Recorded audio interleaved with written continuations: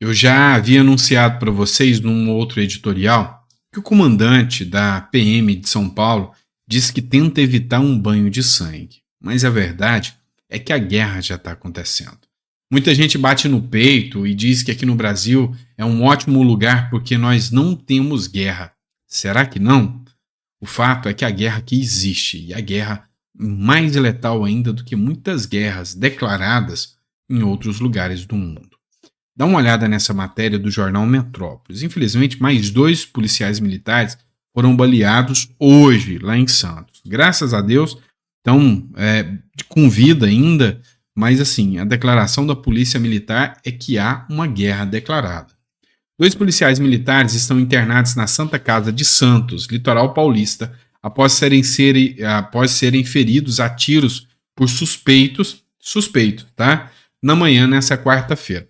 Sabe o que eu fico pistola da vida? Eu acho que eu fico, sabe, o que me dá mais revolta com esse Brasilzão é que o cara deu tiro nos policiais, os policiais estão baleados, estão na Santa Casa com bala enfiada neles e vem um jornalista dizer que são suspeitos. Os caras deram bala na polícia. São suspeitos. Me revolta. O tiroteio aconteceu na região do Morro do Tetel. O Centro de Comando Militar, no entanto, não deu mais detalhes sobre a circunstância do episódio. Um cabo foi ferido na cabeça e seu colega, um sargento, no braço. Estamos em guerra, afirmou um policial que acompanha a ocorrência. Os PMs estão lotados no Batalhão de Ações Especiais, o BAEP. A PM e os criminosos estão em clima de tensão na Baixada Santista desde o assassinato do soldado das rondas ostensivas Samuel Wesley Cosmo, que aconteceu no último dia 2. Né? Então, assim, a gente está acompanhando isso aí que, sabe, isso aí não vai parar por agora, não.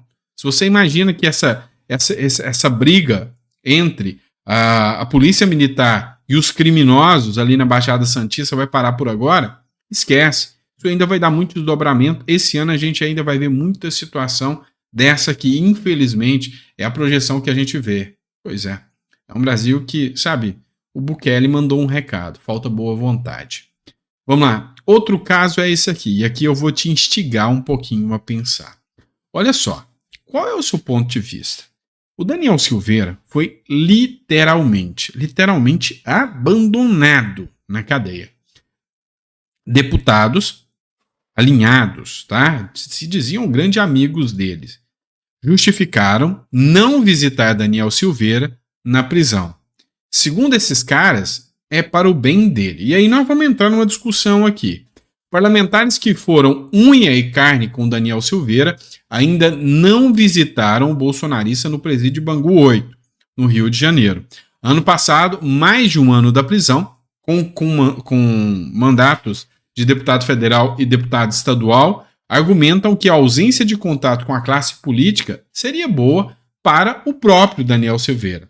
Sob reserva, 2 deputados afirmaram que a Polícia Federal teria buscado apurar se Silveira tentou de dentro da cadeia articular movimentos políticos extramuros e que, portanto, suas visitas poderiam dar margem a interpretações e prejudicar o aliado na tentativa de migrar para o regime semiaberto. Ou pior, fazer com que Daniel Silveira fosse transferido para uma penitenciária federal fora do Rio.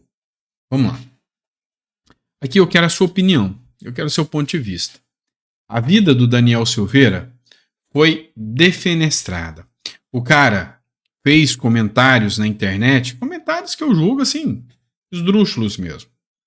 Mas aqui no Brasil, até onde se sabe, até pouco tempo atrás, comentários de internet, por mais idiotas que fossem, sabe, eu estava vendo um vídeo de um promotor de justiça dizendo, no Brasil, até pouco tempo atrás, ninguém nunca tinha sido preso por calúnia, difamação, por coisas que tinham sido ditas na internet. E o Supremo Tribunal Federal inaugurou isso, inclusive prendendo parlamentar, que é o Daniel Silveira. O fato que a gente sabe que aconteceu é que o Daniel Silveira foi literalmente abandonado, sabe? Perseguiram as contas bancárias dele, foram atrás das contas bancárias, foram atrás da liberdade dele, do mandato, ou seja, eliminaram Daniel Silveira e enfiaram o cara dentro de uma cadeia. Os deputados, que sempre foram unha e carne com Daniel Silveira, nunca sequer fizeram uma visita. A desculpa, se a gente te visitar, pode dar uma interpretação ruim aí contra você. Cara, o cara foi perseguido, assim, de uma forma assustadora. Pegou todo mundo que ficou de boca aberta e falou, meu Deus, o que aconteceu? Então, vem cá.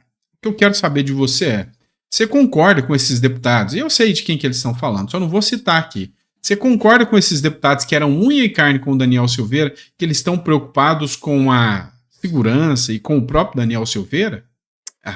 Faça-me rir, né? Na época, eu sei muito bem o que até gente alinhada com Bolsonaro fez com o Daniel Silveira. Vocês me desculpem aqui, tá? Na época, nos dias que o Daniel Silveira foi preso, bem no dia, eu estava fazendo uma live com o Luiz Miranda. Na verdade, um podcast.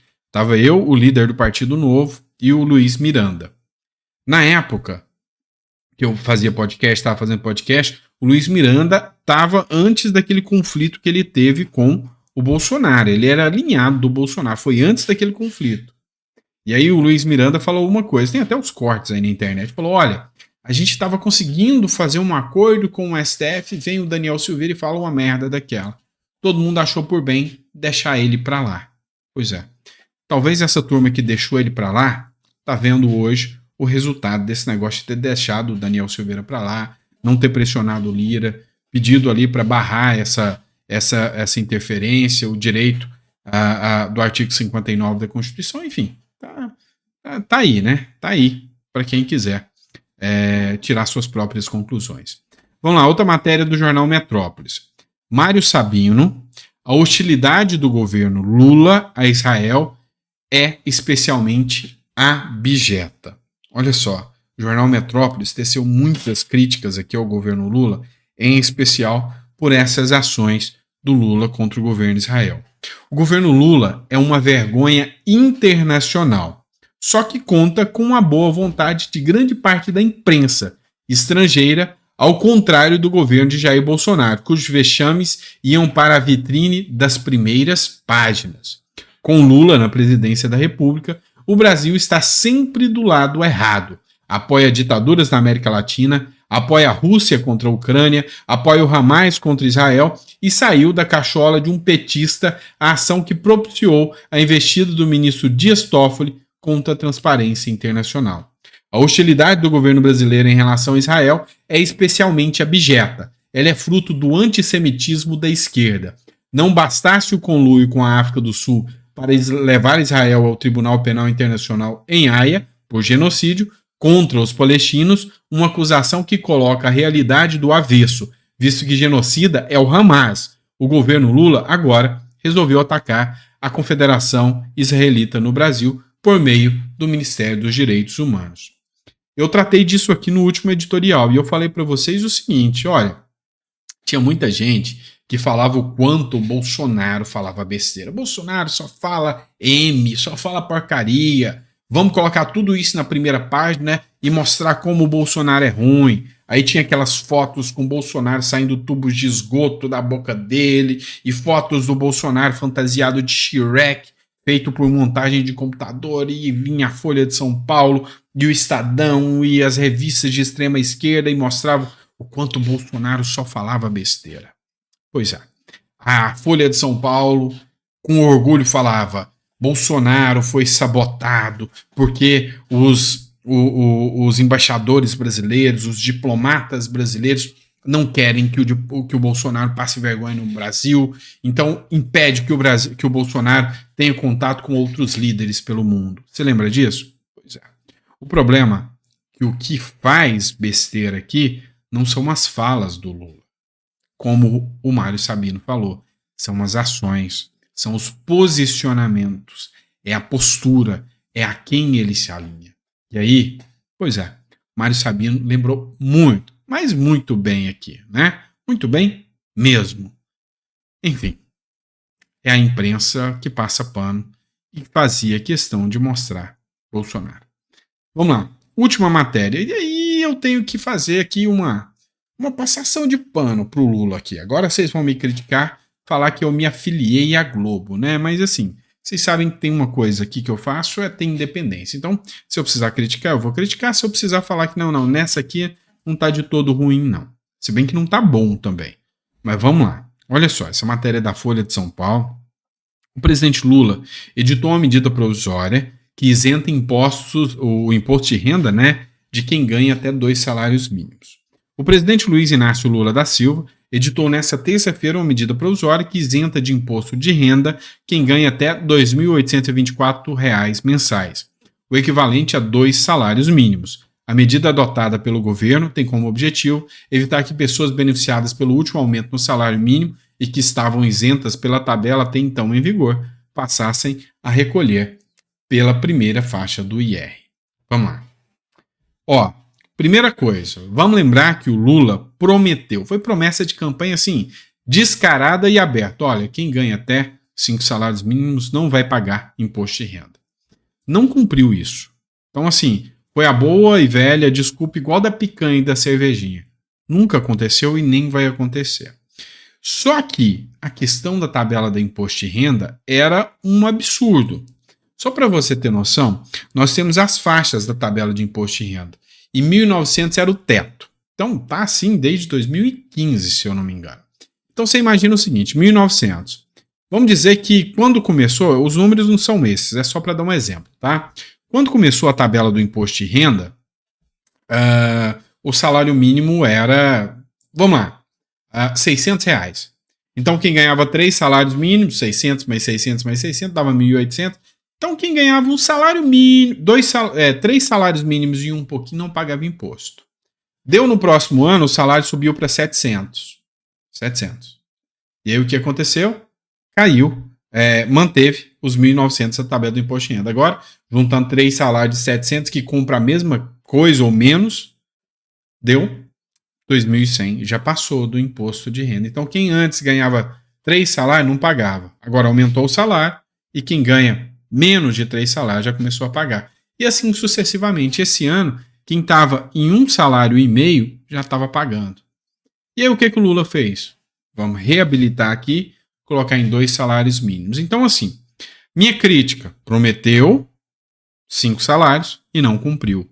Meu elogio, poxa, é melhor do que nada. Então, assim, não tem como eu ser aqui um passador de pano, um cara, alienado em dizer que redução de impostos não é coisa boa, tá? Então, assim, por mais que você não gosta, tá, fez.